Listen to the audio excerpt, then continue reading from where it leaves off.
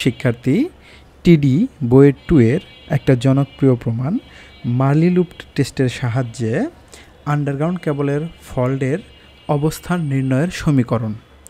আমরা জানি যখন আন্ডারগ্রাউন্ড কেবলে কোনো ফল্ট হয় তখন এই আন্ডারগ্রাউন্ডের ফল্টের দূরত্ব নির্ণয় করা খুবই কষ্টসাধ্য ব্যাপার। এই জন্য এই মার্লি লুপ টেস্ট এবং ভার্লি লুপ টেস্ট নামে দুই ধরনের টেস্টের সাহায্যে খুব সহজেই ফল্টের অবস্থান নির্ণয় করা যায়। আজকে আমরা দেখব এর মার্লি লুপ টেস্টের সাহায্যে কিভাবে গ্রাউন্ড ফল্ট হলে তার অবস্থা নির্ণয় করা সম্ভব হয়। আমরা ধরলাম একটা ভালো কেবল, আন্ডারগ্রাউন্ড কেবল, এর সাথে ধরলাম আর একটা কেবল যেটা হচ্ছে ফল্ট কেবল। এই ভালো কেবল এবং ফল্ট কেবলের কোনো একটা পজিশনে ধরলাম এইটা একটা বিন্দু, যে বিন্দুর নাম আমরা দিচ্ছি সি বিন্দু। এই সি বিন্দুতে একটা গ্রাউন্ড ফল্ট হয়েছে। আমরা এখানে এটাকে দেখা দিলাম, এটা গ্রাউন্ডের সাথে সংযুক্ত হয়ে আছে। এখন এই গ্রাউন্ড ফল্ট হলে এই নির্দিষ্ট কোনো একটা প্রান্ত থেকে এই প্রান্ত থেকে আমাদের এই সি বিন্দুর দূরত্ব নির্ণয় করার সমীকরণ বা দূরত্বটাকে আমরা বলবো কেবলের ফল্টের অবস্থান। আমরা ধরলাম যে এই একটা বিন্দু যেটাকে আমরা বলছি ডি বিন্দু। এই ডি বিন্দু থেকে সি বিন্দুর যে দূরত্ব, এই দূরত্বকে আমরা বলতেছি এল এক্স। সি ডি থেকে সির যে দূরত্ব, আমরা এটাকে যদি দূরত্ব বলি তাহলে এল এক্স, এটাকে আমরা বলি মিটার। এই মিটারের দূরে সে ফলটা হয়েছে। এবং এই ডি থেকে সি এর যে রেজিস্ট্যান্স বা এই তারের যে রোধ, সে রোধকে আমরা এক্স ওহম বলতেছি। এক্স ওহম মানে এটুকু রোধ হচ্ছে এক্স। এখন এই দুইটা পয়েন্টের আমরা যদি একটা গ্যালভানাইজিং মিটার সংযোগ করি, এখানে যদি একটা গ্যালভানাইজিং মিটার সংযুক্ত করি জি, এবং এই গ্যালভানাইজিং মিটারের দুই প্রান্তে দুইটা ভেরিয়েবল রেজিস্ট্যান্স, আমরা যদি এইখানে একটা রেজিস্টর যুক্ত করি এবং এর সাথে আমরা যদি একটা সুইচ যুক্ত করে দিই মিটারের, এবং এইখানে একটা ব্যাটারি যুক্ত করে দিলাম, এই ব্যাটারিটা আলটিমেটলি এটা কী হবে, গ্রাউন্ডের সাথে কানেক্ট হবে। তাহলে এই সুইচের মাধ্যমে আমরা এটাকে ওপেন এবং ক্লোজ করতে পারবো। আর এই গ্রাউন্ড যেহেতু দুটো একই জিনিস, আমরা দুটো পরস্পর সংযুক্ত করে দিলাম, মানে মাটির নিচে দুটোই যেহেতু গ্রাউন্ড ফল্ট হয়েছে। এখন আমাদের জানা দরকার যে এই ডি থেকে সি বিন্দুর যে দূরত্ব, সেইটা নির্ণয় করতে পারে আমরা কিভাবে।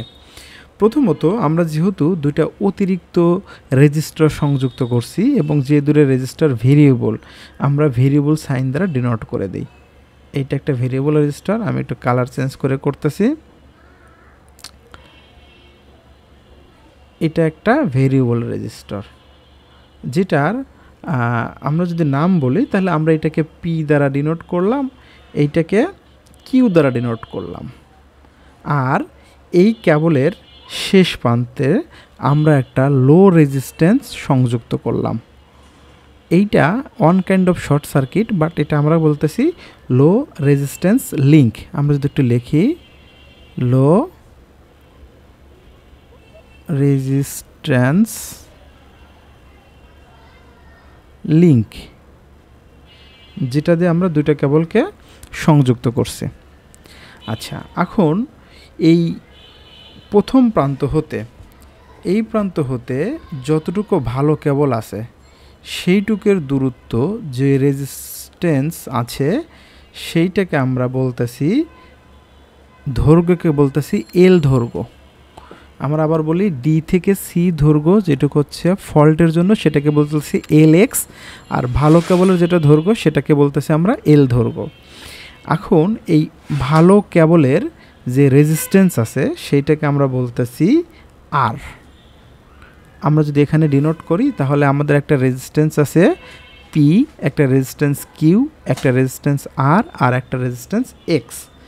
এখন আমরা যদি খুব সহজেই এই রেজিস্ট্যান্সগুলো ব্যালেন্স অবস্থায় আনতে পারি তার মানে গ্যালভানাইজিং মিটার যদি কখনো বিক্ষোভণ 0 আনতে পারি, তাহলে এটা আনবো কীভাবে? আমরা পি এবং কিউ যেহেতু ভেরিয়েবল রেজিস্ট্যান্স, তাহলে পি এবং কিউকে ভেরিয়েবল করে বা নড়াচড়া করে বা বিভিন্ন মানে সরায় নেওয়ার পরে আমরা এই গ্যালভানাইজিং মিটারকে কোনো একটা সময় 0 পজিশনে আনতে পারবো।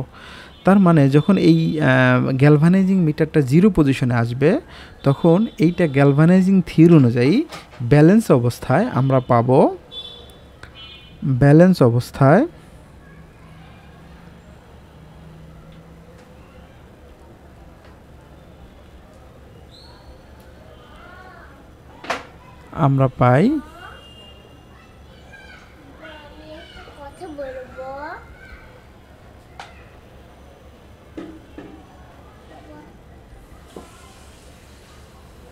আমরা পাই পি কিউ ইকুয়াল টু আমরা পাই R/X।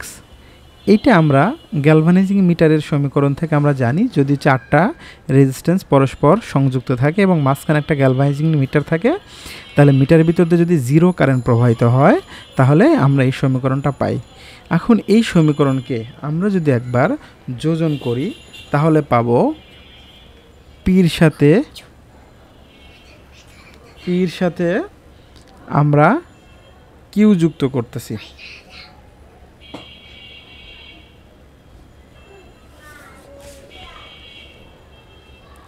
তাহলে আমরা লিখতে পারি পি প্লাস নিচের থেকে কিউ আর নিচে আছে কিউ, আবার এখানে আসতেছে আর প্লাস এক্স আর নিচে আছে এক্স। আমরা শুধু উভয় পক্ষকে যোজন করে পাই।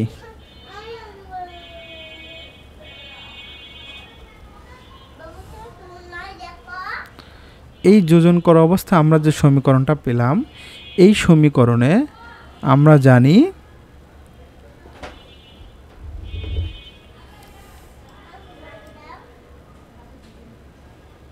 আমরা যদি একটু নিচের দিকে আনি,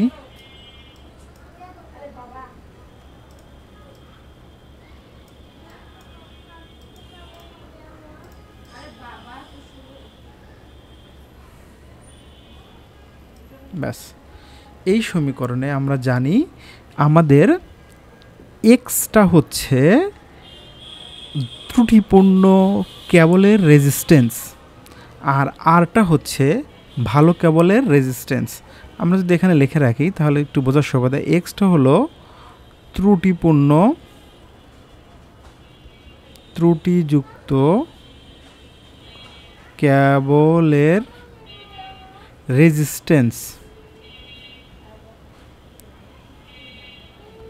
যেটার একক হচ্ছে ওহম, আর আরটা হলো ত্রুটিমুক্ত কেবলের বা ভালো কেবলের, ত্রুটিমুক্ত বা ভালো কেবলের রেজিস্ট্যান্স,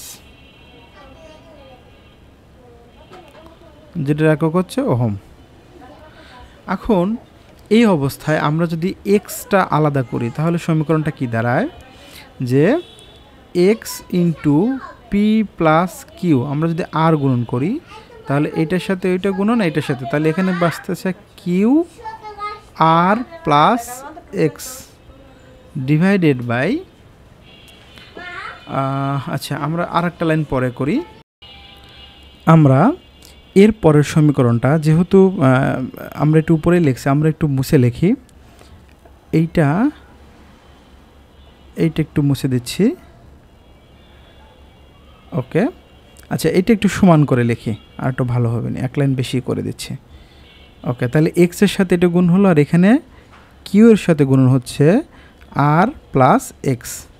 আমরা যদি আর একটা লাইন করি, এক্স সমান সমান আমরা লিখতে পারি এক্স সমান সমান Q R plus X divided by P plus Q. তাহলে আমরা কোনোভাবে এক্সটা যেহেতু আমার ত্রুটিযুক্ত কেবলের রেজিস্ট্যান্স, তাহলে এইটার একক হবে ওহম। আমরা ত্রুটিযুক্ত কেবলের রেজিস্ট্যান্সের ফর্মুলা পেয়ে গিয়েছি।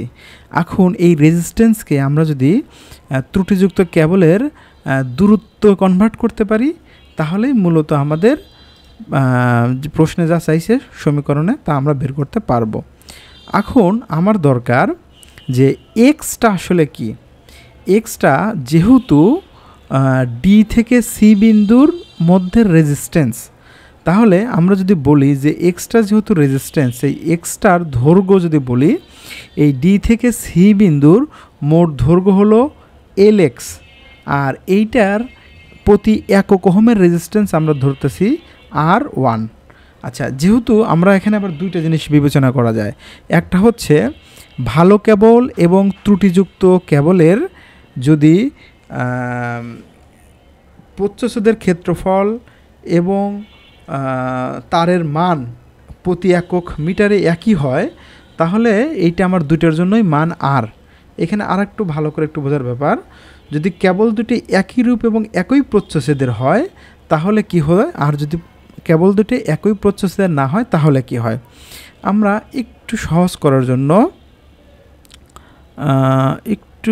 করার জন্য এইটাকে একটু উপরে লিখতেছি। প্রথমে আসি, আমাদের কেবল দুটি যদি একই রূপ এবং একই প্রচ্ছদের হয়, যদি কেবল দুইটি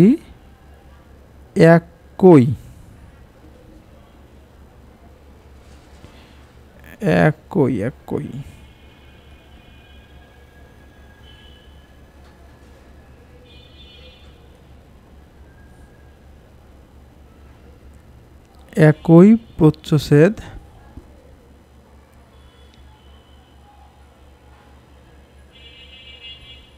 ও একই রেজিস্ট্যান্স হয়,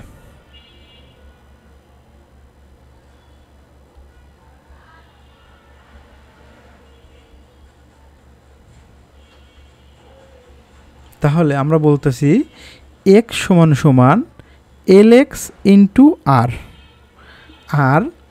আরটা আছে হচ্ছে আর, তাহলে এক্স প্লাস আর, এই এক্স আর আর এর যেহেতু একই প্রচ্ছদ একই মানের কেবল, তাহলে এক্সের জন্য একটা হচ্ছে এল আর প্লাস আর এর জন্য একটা এল আর, তাহলে এই দুটো যোগ করলে আমরা একসাথে পাই দুটোর জন্য হচ্ছে 2L আর। এখন এই এক্স এবং আর এর মান আমরা এটাকে 1 নম্বর সমীকরণ ধরলাম। এখন এক্স এবং এক্স প্লাস আর এর মান, আর এর মান 1 নং সমীকরণে বসাইয়া পাই। এখন 1 নম্বর সমীকরণ যদি বসাই, একটু নিচের দিকে করি, একটু নিচের দিকে করলে 1 নম্বর সমীকরণ ছিল আমার এক্স সমান কিউ একটু এটা মুছতে হবে,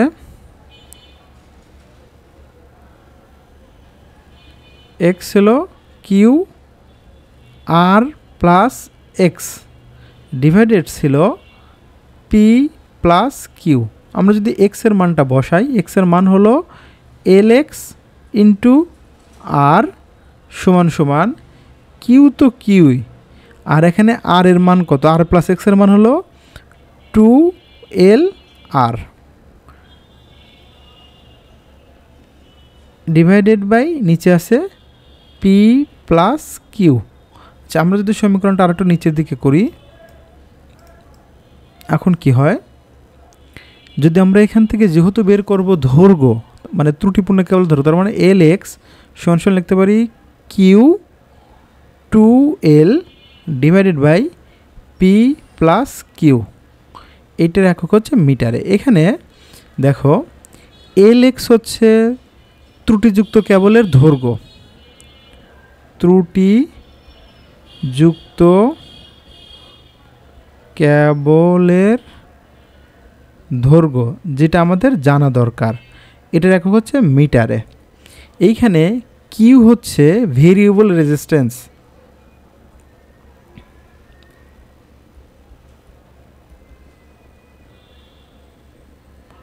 এটা হচ্ছে জানা রেজিস্ট্যান্স,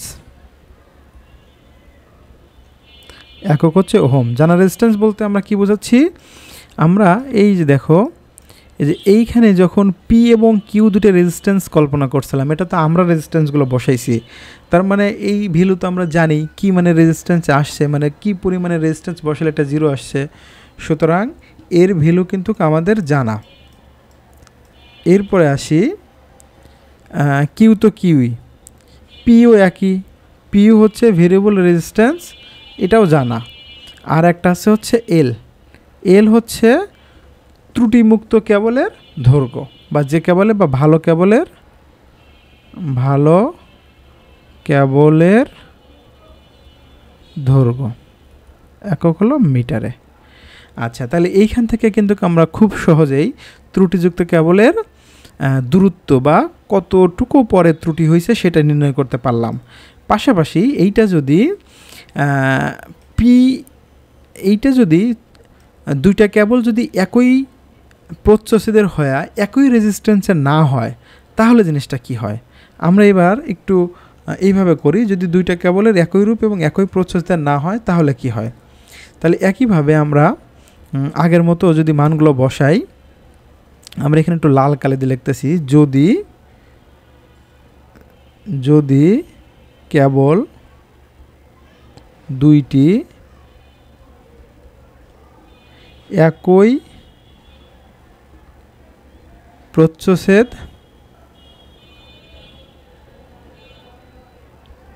ও একই মানের না হয়,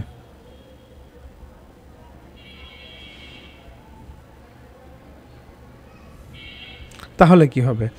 তাহলে যেটা হবে, একটা হচ্ছে ভালো কেবলের রেজিস্ট্যান্স পাওয়া যাবে, একটা হচ্ছে ত্রুটিযুক্ত কেবলের রেজিস্ট্যান্স পাওয়া যাবে। আমরা ধরলাম R1টা বা একটা আর ভালো কেবলের রেজিস্ট্যান্স, ভালো কেবলের প্রতি মিটারের রেজিস্ট্যান্স,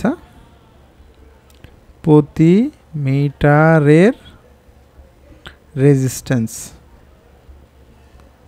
যেটা একক ওহমে। আর আরেকটা ধরলাম আমার R2 ত্রুটিযুক্ত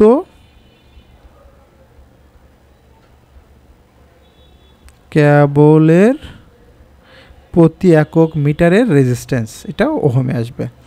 তাহলে আমার এক্স এবং আর প্লাস এক্স, অর্থাৎ যে দুটো মান আমরা বসাচ্ছি এখানে বারবার, এক্স আর এক্স প্লাস আর, এই দুটোর মান কি হবে? তাহলে এক্সের মান যা হবে, এক্স সমান সমান আমরা লিখতে পারবো এখানে এক্স সমান সমান এল এক্স তো দৈর্ঘ্য আছেই, ইন্টু এক্স এর যে ত্রুটিযুক্ত কেবলের রেজিস্ট্যান্স, এটার মান আমরা লিখে রাখছি R2। আর একটা মান আমার দরকার এক্স প্লাস আর এক্স প্লাস, আরেকটা মান কই গেল, আরেকটা মান জানার দরকার হলো এক্স প্লাস, একটু উপরে দেখি, এক্স প্লাস আর। তাহলে এক্স প্লাস আর, অর্থাৎ হ্যাঁ এক্স প্লাস আর এর রেজিস্ট্যান্স কত, এক্স প্লাস আর। তাহলে এক্সের জন্য আমরা জানি এল ইন্টু R2 প্লাস আর এর জন্য হবে এল R1। তার মানে এই দুইটা মান যদি আমরা এক্স এবং এক্স প্লাস আর এর মান আবার 1 নং সমীকরণে বসাই,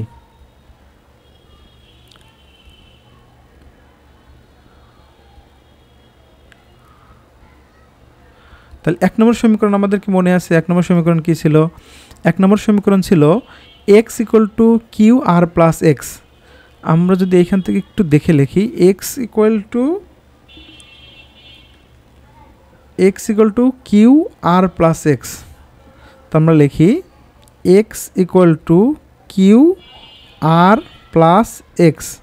আর নিচে ছিল কি, আমরা একটু আবার দেখি, নিচে ছিল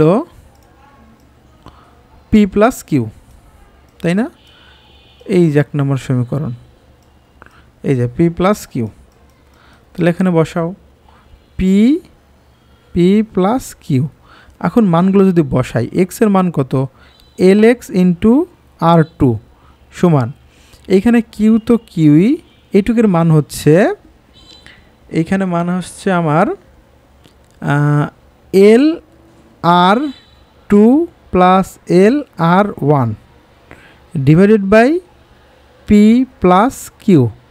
এখন যদি আমরা একটু কাটাকাটি করি তাহলে কি আসতেছে এখানে, LX যেটা আমরা চাচ্ছি ইকুয়াল টু, আরটাকে যদি নিচে দেই, উপরে থাকলে QL common, R2 plus R1, আর নিচে থাকলো P প্লাস কিউ, আর এইখান থেকে R2 নিচে চলে আসবে।